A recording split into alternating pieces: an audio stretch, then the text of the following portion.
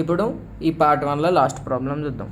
ఇటువంటి ప్రాబ్లం అయితే ఎక్కువ సార్లు వచ్చే ఛాన్స్ ఉంటుంది. అండర్ రూట్ నుండి 1 - sin θ / 1 + sin θ ఉందనుకో, సప్పుడు దాకా కన్సిడర్ LHS చెయ్యి.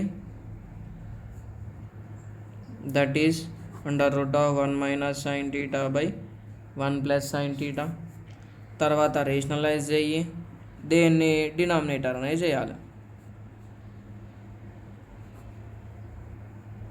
ఈ అండర్ రూట్ కిందనే రాయాలి. సో అప్పుడు ఏమవుతుంది అంటే 1 - sin θ హోల్ స్క్వేర్ అవుతుంది. డినామినేటర్లో ఎప్పుడైనా a + b × a - b, ఈ ఫార్ములా రానికనే రేషనలైజ్ చేస్తాం. 1² - sin² θ. ఇప్పుడు ఏం చేస్తాం అంటే న్యూమరేటర్కి హోల్ స్క్వేర్ ఉంది కదా, దాన్ని ఏం కదిలియా, డినామినేటర్ని కదిలిస్తాం. డినామినేటర్ ఎట్లా అంటే cos² θ + sin² θ = 1 ఉంది కదా, ఈడేముంది sin² కదా, అక్కడికి పంపి గిట్లా రాసుకోవచ్చు కదా మనం. అదే రాస్తా గిట under root of 1 - sin θ whole square / cos² θ. ఇక్కడ న్యూమరేటర్కి డినామినేటర్కి a/m/b/m ఉంటే a/b హోల్ పవర్ m రాసుకోవచ్చు.